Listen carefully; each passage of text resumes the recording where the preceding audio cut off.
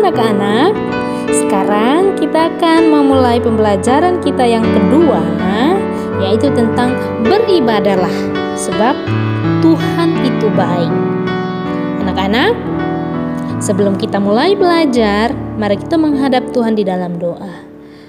Allah Bapa di surga, kami bersyukur ya Tuhan, hari ini kami boleh menikmati berkat Tuhan.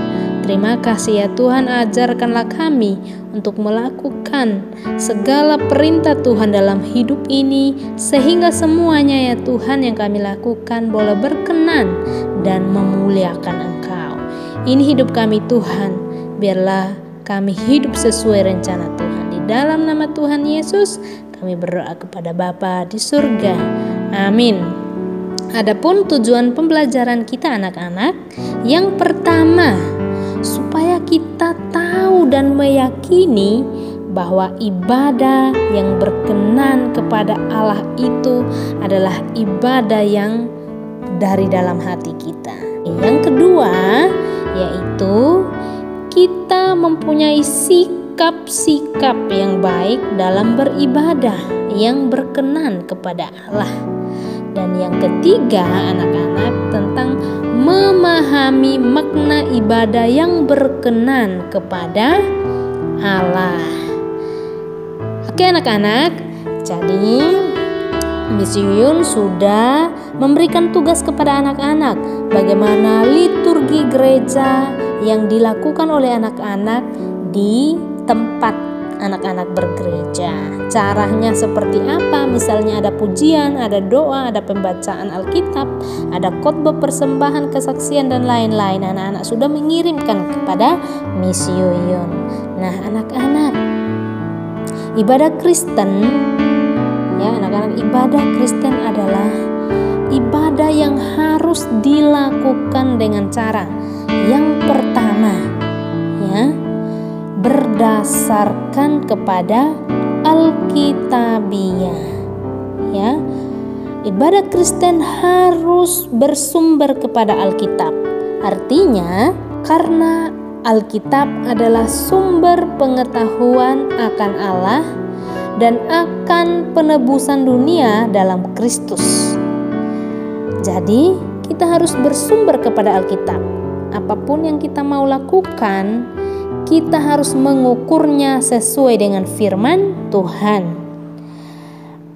Dan yang kedua, ibadah menunjukkan keberadaan, kesempurnaan, dan tindakan-tindakan Allah dalam kehidupan manusia dan dalam alam semesta ini bersumber kepada Alkitab. Ya, yang ketiga, ibadah Kristen haruslah dialogis. Kenapa dialogis? Artinya bahwa kita harus berbicara dan mendengarkan, ya, mendengarkan firman Tuhan dan merespon firman Tuhan. Ada tanya jawab di situ, ya, ada dialog. Merespon Allah dengan kata dan perbuatan dengan pertolongan Roh Kudus. Respon tersebut diwujudkan dalam pujian, doa, dan pengakuan dosa. Ada kesaksian, ada persembahan yang kita lakukan kepada Tuhan. Yang ketiga adalah kita harus melakukan ibadah ini dengan sungguh-sungguh di hadapan Tuhan. Nah, adapun ciri-ciri ibadah Kristen, yang pertama, bersifat komunal, artinya bersifat kelompok.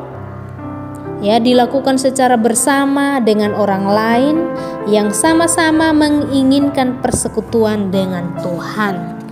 Nah, seperti contohnya, ibadah komunal dilakukan bersama-sama orang lain dapat diwujudkan dalam kegiatan hari Minggu. Walaupun sekarang online, kita tetap bisa melalui Google Meet atau kita bisa mendengarkan firman Tuhan yang dilakukan oleh pendeta kita melalui recording dan lain-lainnya. Ada persekutuan, ada ibadah rumah tangga, ibadah pemuda, ibadah sekolah minggu, dan lain sebagainya. Ibadah dilakukan sebagai bentuk cara manusia menanggapi kebaikan Tuhan. Ya, anak-anak, adapun ibadah pribadi yang kita lakukan, ya. Yang ketiga, ibadah pribadi yang kita lakukan. Saat kita menaikkan syukur ke hadapan Tuhan, tidak saja kita beribadah saat berkelompok, tetapi secara pribadi kepada Tuhan melalui doa pujian kita kepada Tuhan secara sendiri. Sikap beribadah dan bersyukur akan menjadi karakter yang baik dalam hidup. Ketika kita membiasakan diri kita perlu memahami alasan dan tujuan kita beribadah kepada Tuhan.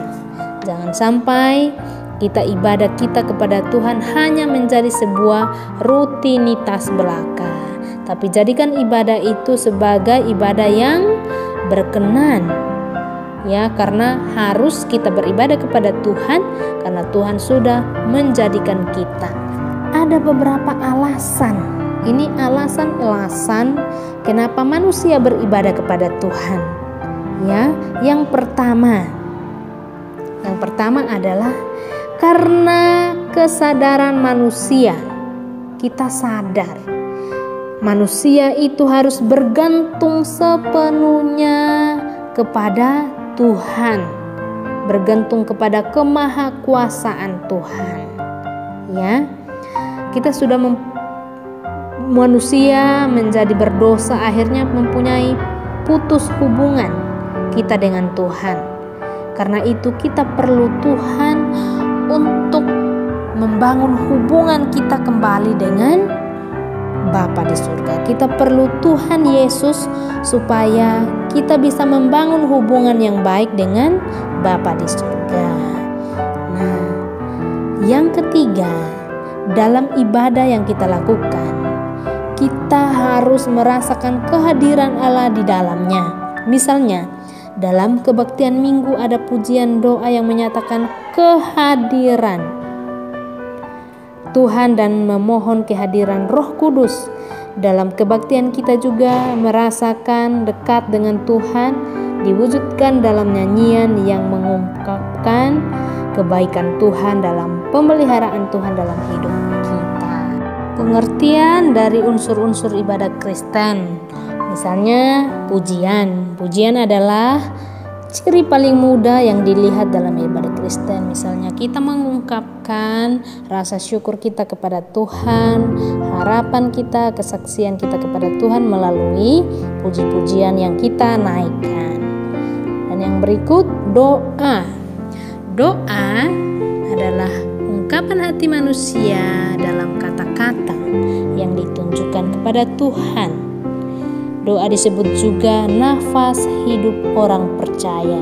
Jadi kalau kita tidak bernafas, itu artinya kita mati.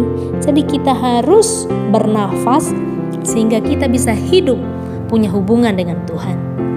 Adapun beberapa doa yang kita biasa naikkan. Yang pertama, doa ucapan syukur. Ya, kita bersyukur, kita boleh bertambah usia, bertambah besar, bersyukur atas usia yang Tuhan berikan kepada kita. Yang kedua, doa epikles, artinya bahwa sebelum mendengar firman Tuhan, pasti anak-anak berdoa duluan kepada Tuhan supaya kita memohon pertolongan Tuhan, kita dapat memahami firman Tuhan dan melakukannya. Yang ketiga, doa pengakuan dosa. Kita harus mengakui kesalahan kita, mengakui dosa kita di hadapan Tuhan, memohon pengampunan agar kita menjadi orang yang lebih baik, yang berubah. Dan yang keempat, doa syafaat. Kita dapat meminta permohonan doa bagi orang lain. Itu doa syafaat. Yang terakhir, yang kelima adalah doa berkat.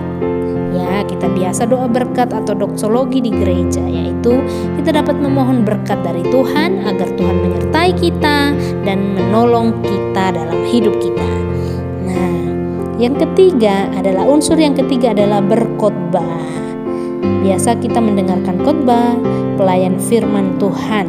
Ya, agar apa anak-anak? Agar firman Tuhan menolong kita melihat bagaimana Allah bekerja dalam kehidupan kita hari lepas hari. Ya, melihat Allah bekerja dalam masa lampau, masa kini, dan masa depan kita. Ya, melalui firman Tuhan kita bisa melihat semua itu. Anak-anak, jadi sangat penting bagi umat Kristen mengapa kita harus beribadah kepada Tuhan. Ya, yang tentunya tadi alasan-alasan yang kita sudah lihat, ya, kita berdoa kepada Tuhan itu karena kita harus menyadari kita adalah manusia yang memerlukan Tuhan. Ya, kita memiliki landasan yang kuat dan ia sendiri menyadari dan hidup dalam Tuhan, sehingga ibadah kita adalah ibadah yang benar-benar penuhi dengan kuasa Tuhan. Tuhan selalu hadir dalam kehidupan manusia, hanya saja ia hadir tidak hanya dalam keadaan yang menyenangkan, tetapi keadaan dalam susah sekalipun Tuhan hadir.